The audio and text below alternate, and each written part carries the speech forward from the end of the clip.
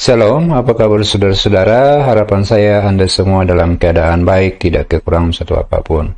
Pertama-tama saya mengucapkan selamat Paskah kepada Anda sekalian. Semoga damai Paskah senantiasa menaungi diri kita dan keluarga kita.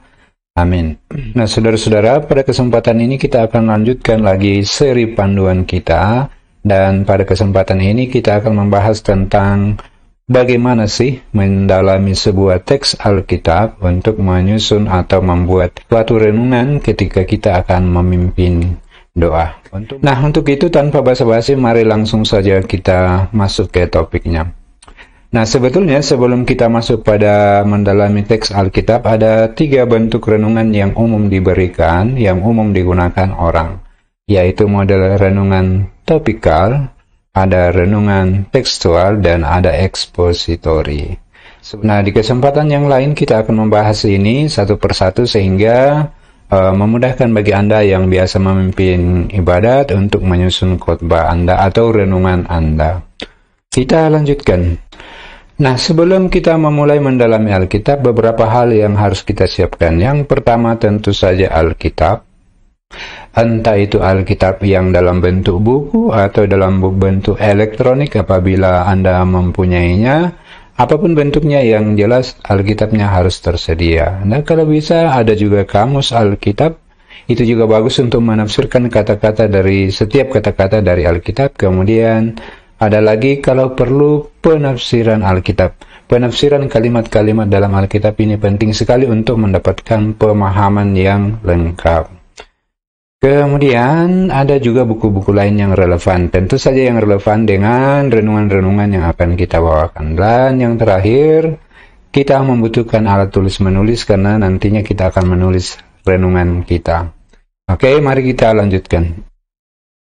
Bagian yang pertama sebelum kita masuk kepada pekerjaan ini adalah mari kita awali dengan doa. Sekurang-kurangnya, mintalah penerangan Roh Kudus agar Dia membimbing Anda di dalam proses permenungan itu, di dalam proses pendalaman itu, sehingga apa yang Anda harapkan, apa yang kita harapkan dapat kita peroleh, yaitu memperoleh petunjuk yang jelas tentang sebuah renungan yang akan kita bawakan dengan topik tertentu.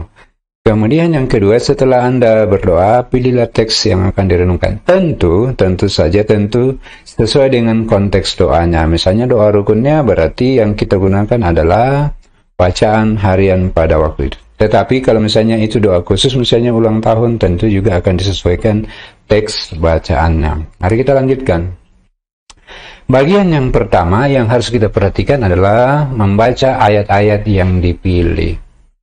Bacalah beberapa kali teks yang Anda pilih. Nah, saya biasanya setidak-tidaknya 2 kali 3 kali membaca. Membaca pertama saya biasanya membaca cepat. Artinya saya hanya melihat sepintas lalu, oh ini, seterusnya. Nah, setelah saya mendapat gambaran yang umum mengenai teks itu, apa-apa yang ada di dalamnya, lalu kemudian saya mulai membaca secara perlahan. Kemudian mencari makna dari setiap kata-kata yang ada di dalam ayat-ayat di teks tersebut. Kemudian setelah itu lalu saya mulai menulis sedikit demi sedikit apa yang terlintas dalam pikiran saya. Nah, untuk mempermudah kita memahami ayat atau teks yang sedang kita baca, misalnya ada 5 ayat di dalamnya, tidak cukup apabila kita hanya membaca ayat-ayat itu saja. Kita mesti membaca teks-teks sebelumnya dan teks sesudahnya, karena suatu konteks di dalam Alkitab itu tidak berdiri sendiri, tetapi dia akan berkaitan dengan ayat-ayat sebelumnya dan ayat-ayat sesudahnya. Maka dari itu penting sekali bagi kita untuk membaca ayat-ayat sebelum dan sesudah dari teks yang sedang kita dalami. Dengan demikian Anda akan mendapat pemahaman, Anda akan mendapat gambaran yang jelas mengenai sebetulnya apa maksud dari teks ini. Kemudian poin yang ketiga, baca sambil memikirkan artinya dan merenungkannya. Sambil membaca teks, kita memikirkan setiap kata. Apakah maksud dari kata ini? Apakah maksud dari kalimat ini? Apakah maksud dari frase ini kira-kira? Setelah kita memikirkannya, mari kita merenungkannya. Nah, untuk yang ini dibutuhkan waktu sebenarnya. Kemudian bagian yang berikut, tulis segala sesuatu yang dipikirkan tentang ayat-ayat yang dibaca. Sebetulnya tidak juga segala sesuatu yang dipikirkan. Maksudnya, poin-poin penting yang harus kita tulis di dalam ayat-ayat yang kita baca. Karena kalau kita tulis semua, ya sama dengan menyalin kembali. Yang pertama, pertanyaan-pertanyaan yang muncul ketika kita membaca ayat-ayat Alkitab tersebut. Misalnya, ada satu ayat yang kita baca, lalu kemudian ada pertanyaan-pertanyaan yang muncul. Misalnya gini, Yesus menyembuhkan orang buta. Pertanyaan yang bisa muncul adalah, bagaimana caranya Yesus menyembuhkan orang buta? Oh, caranya adalah ini, dan seterusnya. Cari kata yang diulang-ulang. Nah, mengapa kata-kata yang diulang-ulang ini begitu penting untuk kita catat? Karena itu berarti ada pesan tertentu yang ingin disampaikan dari ayat-ayat yang diulang-ulang tersebut. Contoh misalnya, berbahagialah orang yang menderita, berbahagialah orang yang berduka cita, berbahagialah orang yang ini, berbahagialah orang yang dianiaya, dan seterusnya. Di sini ada kata yang diulang-ulang, yaitu berbahagia. Nah, itu berarti kata berbahagia ini maknanya penting sekali untuk kita uraikan di dalam proses membawakan renungan nanti. Kemudian yang keenam, catat tokoh-tokoh di dalam perikop. Siapa tokoh-tokohnya? Ada berapa orang tokoh yang terlibat di dalam? Apakah orang Yahudi, atau orang Yunani, atau orang Palestina, atau orang siapapun yang ada di luar, yang ada di dalam perikop tersebut. Cermati tempat-tempat yang disebutkan di dalam perikop. Di mana tempatnya? Di Tanah Suci kah? Atau di Asia yang lain, atau di Afrika, ataukah di tempat-tempat yang lain? Di mana tempatnya? Silakan dicatat. Baca dan perhatikan setiap keterangan tentang waktu. Nah, ada kalanya di dalam ayat Alkitab itu tidak ada keterangan waktu di dalamnya. Tetapi itu bisa kita perkaya dengan mencari sumber-sumber tertulis yang lain. Sebagai contoh, peristiwa Nabi Yunus diutus oleh Allah menuju ke Niniwe. Itu terjadinya tahun berapa sebenarnya? Nah, itu tidak ada tercatat di dalam Alkitab tentang waktunya, tetapi itu bisa kita cari di tempat-tempat yang lain bahwa, oh, itu ternyata terjadinya pada tahun sekian sebelum Masehi.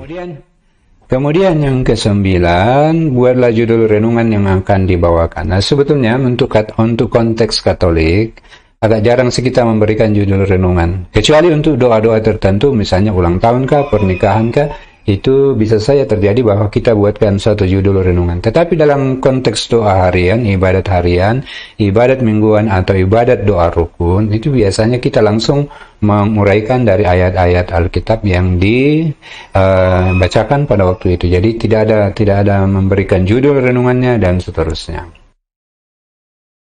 Nah, sekarang kita sampai pada latihannya. Di kesempatan ini saya akan memberikan contoh singkat bagaimana mendalami sebuah teks Alkitab. Walaupun ini sederhana, tetapi bisa menjadi gambaran umum bagi Anda kira-kira seperti apa cara mendalami ayat-ayat Alkitab. Di sini adalah bacaan dari kitab Nabi Yesaya pasal 11 ayat 14, ayat 1 sampai 4. Ini sebenarnya pernah menjadi bahan pendalaman masa Advent, seingat saya. Ini gambaran tentang siapa yang akan datang. Kalau saya bacakan, saudara-saudara, Anda bisa mengambil Alkitab Anda. Bacaan Yesaya 11, 1 sampai 4. Suatu tunas akan keluar dari tunggul Isai, dan taruk yang akan tumbuh dari pangkalnya akan berbuah. Roh Tuhan akan ada padanya, roh hikmat dan pengertian, roh nasihat dan keperkasaan, roh pengenalan dan takut akan Tuhan. Ya, kesenangannya ialah takut akan Tuhan, dan seterusnya. Nah, saudara-saudara, kalau melihat sepintas dari teks ini, rasanya agak berat untuk kita bawakan di dalam renungan. Kenapa? Ya, ada bagian-bagian yang agak sulit untuk dimengerti. Tetapi mari kita akan sama-sama dalami. Saya perlihatkan contohnya. Nah, di sini ada beberapa kata yang saya beri tanda merah yang harus kita perhatikan. Contoh di ayat 1. Suatu tunas akan keluar dari tunggul Isai, dan taruk yang akan tumbuh dari pangkalnya akan berbuah. Nah, di sini apa yang dimaksud dengan tunas? Apa yang dimaksud dengan tunggul? Apa yang dimaksud dengan taruk? Tunas itu kan bagian yang tumbuhan yang baru tumbuh kan? Tetapi dalam hal ini bukan tumbuhan, karena yang dimaksudkan di sini adalah manusia. Nah, untuk memperjelas perikop ini, tunas akan keluar dari tunggul Isai. Tunggul itu apa? Tunggul itu adalah misalnya kalau kita nebang pohon, bagian yang tertinggal di bawahnya itulah yang disebut tunggul. Dan di sini kalau dimaksudkan di sini dari tunggul itu akan keluar taruk atau tunas. Lalu kemudian ada pertanyaan berikutnya, siapa Isai itu? Isai itu adalah bapaknya Daud. Isai itu adalah bapaknya Daud. Kemudian, dan taruk akan tumbuh dari pangkalnya, akan berbuah. Roh Tuhan akan ada padanya, dan seterusnya. Nah, sekarang gini. Mulai pada bagian yang saya beri kode miring, itu tulisan miring, itu semuanya sebenarnya segala sesuatunya menggambarkan tentang Yesus. Roh Tuhan akan ada padanya, roh hikmat, kesenangannya takut akan Tuhan. Ia tidak akan menghakimi dengan sekilas pandang saja, hakim yang adil.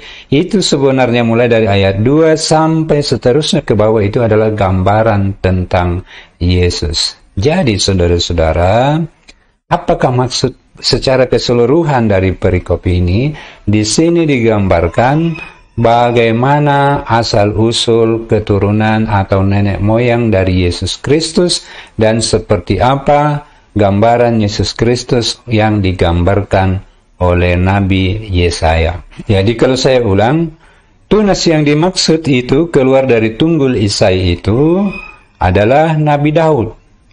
Dan taruk yang akan tumbuh dari pangkalnya akan berbuah. Keturunan dari Daud inilah yang akan disebut sebagai buah itu, itulah Yesus Kristus. Lalu mulai ayat 2 dan selanjutnya itu sebenarnya gambaran tentang pribadi Yesus Kristus. Nah, sebenarnya saudara-saudara, ini bukan sesuatu yang mudah tetapi harus diulang-ulang. Hendaknya Anda mengambil teks-teks yang lain, lalu Anda bisa mencoba membuat seperti apa yang saya buat di dalam teks ini. Demikian panduan kita kali ini, semoga dapat Anda pahami, dan kalau ada pertanyaan mengenai hal-hal seperti ini boleh Anda tuliskan di kolom komentar atau mengirim WA secara langsung kepada saya. Salam sehat untuk kita dan Tuhan Yesus memberkati kita semua. Amin.